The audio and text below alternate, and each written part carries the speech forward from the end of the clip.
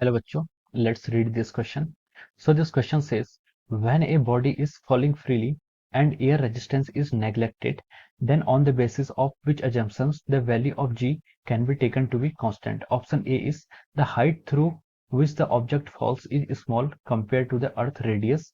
Option B is the height through which the object falls is large as compared to the earth radius. Option C is the object is situated far from the earth surface. Option D is none of the above. तो चलिए बच्चों, अब हम इस question को आगे proceed करते हैं। तो देखिए बच्चों, इस क्वेश्चन का जो आपका की कॉन्सेप्ट है, इस क्वेश्चन का आप की कॉन्सेप्ट लिख सकते हैं। क्वेश्चन में देखिए हमसे क्या पूछा गया कि अगर क्या होता है, आपका बॉडी क्या करती है, किसी यूनिफॉर्म एक्सेलरेशन से जी से मूव करती है, फॉल करती है, और वहां पर एयर रेजिस्टेंस को हम नेग्लेक्ट कर देते हैं। ठीक है, तो हम किस बेसिस पर जी को हम कांस्टेंट कहते हैं। ठीक है, हम कौन से बेसिस पर जी को क्या कहते हैं, हम कांस्टेंट कहते हैं। ठीक है, तो हमें जी को कांस्टेंट कहने का बेसिस बताना है। ऑप्शन ए में आपको दिया है कि हाइट आपकी अर्थ से फॉल कर रही है। तो देखिए इसमें हम लिख सकते हैं कि ये क्वेश्चन आपका बेस्ड किस पर है, एक्सेलरेशन ड्यू टू ग्रेविटी पर ही क्वेश्चन आपका बेस्ड है। This question is based upon the acceleration due to gravity. Acceleration due to gravity पर यह क्वेश्चन आपका बेस्ड है।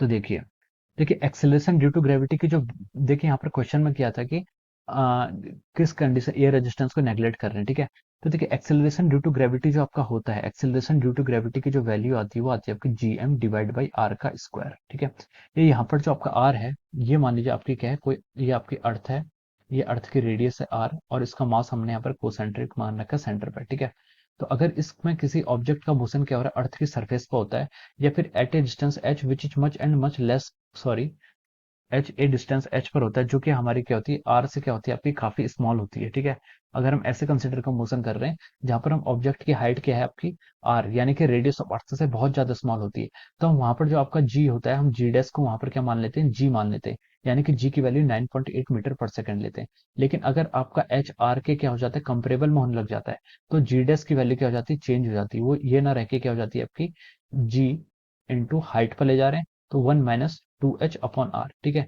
तो इस तरीके से उसमें वेरिएशन होता है।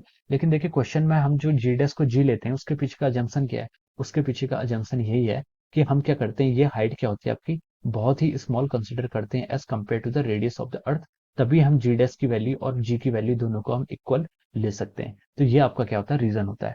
अब देखिए क्वेश्चन में उसने यही पूछा हमसे कि अगर बॉडी फ्रीली फॉल कर रही है, एयर रेजिस्टेंस को अपने नेग्लेक्ट किया है, तो हम कौन सा एजम्पशन है जिसके बेसिस पर हम वैल्यू ऑफ जी को कांस्टेंट लेते हैं। तो क्या एजम्पशन है, एजम्पशन यही है कि हम क्या करते हैं कि जो हाइट, जिस हाइट पर हम ऑब्जेक्ट को लेके गए हैं फ्रॉम द अर्थ सरफेस, वो हाइट क्या होनी चाहिए, अर्थ के रेडियस के कंपेयर में नेग्लिजिबल होनी चाहिए। तो देखिए ऑप्शन ए में बोला कि the height through which the object fall is small compare to the earth radius, तो इसका ऑप्शन ए क्या हो जाएगा, ट्रू हो जाएगा। ऑप्शन बी में क्या लिखा है, देखिए ऑप्शन ए तो आपका क्या हो जाएगा, राइट हो गया। ऑप्शन बी में देखिए आपसे क्या लिखा है, the height through which the object falls is large compare to the earth radius. अगर उसके कंपेयर में लार्ज हो जाएगा तो फिर हमें यहाँ पर कौन सा रिलेशन यूज करेंगे, हम फिर यहाँ पर ये रिलेशन भी यूज नहीं करेंगे। ठीक है, उसके लिए आपको फिर से यहाँ पर नया डेरिवेशन करना पड़ेगा, और वहां से हम इसको यूज करेंगे। ठीक है, तो ये अभी आपका क्या हो जाएगा, रॉन्ग हो जाएगा। ऑप्शन सी पे देखिए, ऑप्शन सी पे the object is situated far from the earth surface, अगर अर्थ सर्फेस से फार है तो भी हम इसको यूज नहीं करेंगे। ठीक है, तो हमारा ये जो एजम्पशन है ये क्या हो जाएगा, जी डैश इजिकल टू जी, ये वहां पर फेल हो जाएगा। डी है आपका नन ऑफ द अबव, ये आपका ट्रू हो नहीं सकता। ठीक है, तो कौन सा ऑप्शन ट्रू है, ऑप्शन ए इस क्वेश्चन का ट्रू है। ठीक है, so we can write down here that option A is correct. Option A is correct. ठीक है, ये आपका कहता है variation of acceleration due to gravity from the surface of the earth का इस टॉपिक में आता है। Okay, so I hope you all understood this concept. All the best and thank you so much.